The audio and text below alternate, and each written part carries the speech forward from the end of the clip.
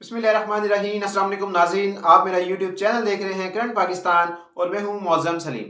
नाज़रीन, बहुत सारी मेजर डेवलपमेंट हैं वो आपके साथ शेयर करेंगे।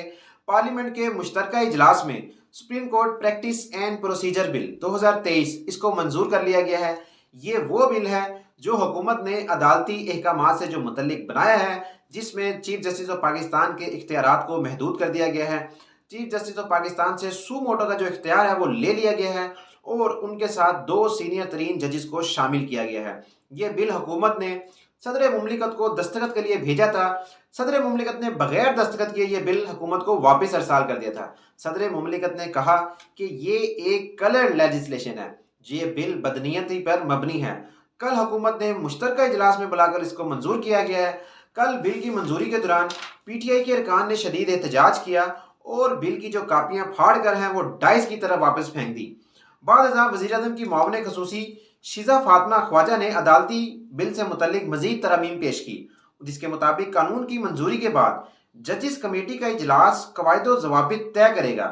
कवायद की मंजूरी तक जजिस कमेटी का इजलास चीफ जस्टिस या कोई भी जज बुला सकेगा।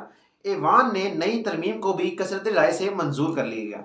कल जो है एक बड़ा ही अहम दिन था। आइन की गोल्डन जुबली तकरीबात कौमी असम्बली में मनाई गई। इसमें एक कन्वेंशन भी हुआ। कल पाकिस्तान की तारीख में वो मनाजिर हमने देखे जो पहले कभी नहीं देखे। जो लोग पिछले कुछ दिनों से अदालत पर हमला आवर हो रहे हैं, कल सुप्रीम कोर्ट के सीनियर तरीन जज जस्टिस काजी फायज ईसा साहब उनके दरमियान मौजूद थे। कल जस्टिस काजी फायज ईसा साहब उनके दरमियान आकर बैठ गए। जस्टिस काजी फायज ईसा ने कहा कि मुझे बताया गया था कि ये एक आइनी कन्वेंशन है जिसमें आइन से रिलेटेड बातें होंगी, लेकिन यहाँ पर बहुत सारी सियासी बातें भी हो गई जिनसे मैं मुत्तफिक नहीं हूँ।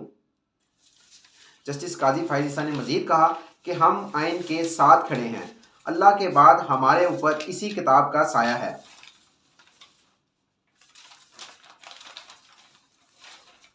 जस्टिस काजी फायज ईसा ने कहा, सियासत मेरा मैदान नहीं, कानून मेरा मैदान है। हमारा काम आइन और कानून के मुताबिक जल्द फैसले करना है। अपने इदारे की तरफ से कहना चाहता हूँ कि हम भी आइन के मुहाफिज हैं। हमने ये हलफ ले रखा है।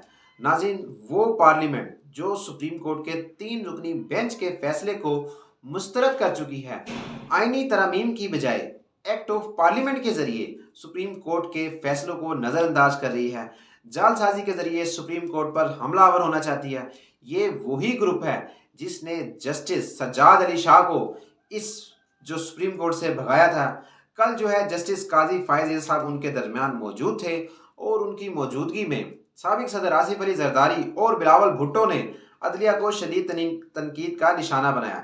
साबिक सदर आसिफ अली जरदारी ने कहा, उन्होंने वज़ीर-ए-आज़म शहबाज शरीफ को अपोजिशन से मुज़ाकरात का मशवरा भी दे दिया। उन्होंने कहा कि इसके लिए कोई शर्त ना रखी जाए। अपोजिशन को वज़ीर-ए-आज़म शहबाज शरीफ से ही मुज़ाकरात करने पड़ेंगे क्योंकि वो इस वक्त वज़ीर-ए-आज़म हैं। उन्होंने कहा कि हमने आइन बनाया था और हम ही इसको बचाएंगे, किसी को पाकिस्तान के आइन के साथ खिलवाड़ नहीं करने देंगे।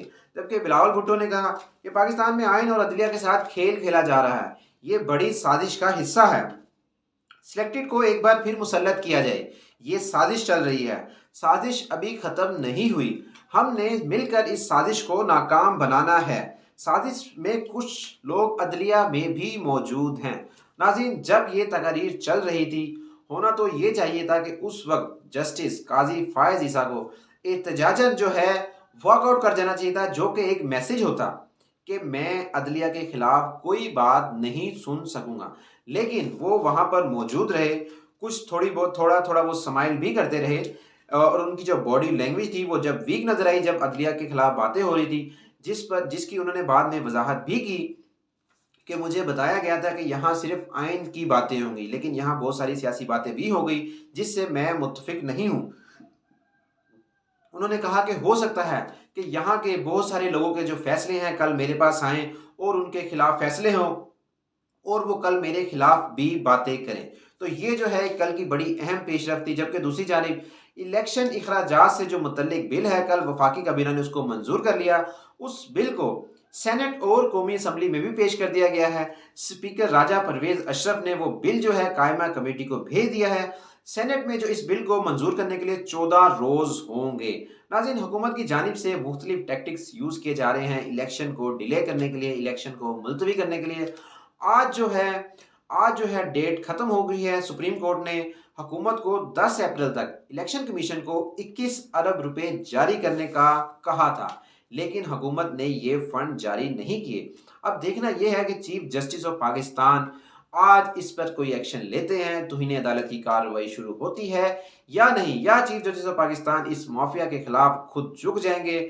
تو آج جو اگلے آنے والے 2-3 دن ہیں وہ بڑے اہم ہیں، جس میں اس بات کا فیصلہ ہوگا کہ انتخابات سے جو متعلق سپریم کورٹ نے حکم جاری کیا تھا، جس کے مطابق پنجاب میں 14 مئی کو انتخابات ہونے ہیں، کیا اس پر توہین عدالت کی کارروائی شروع ہوتی ہے یا نہیں۔ جبکہ پی ٹی آئی رہنما فواد چودھری کہتے ہیں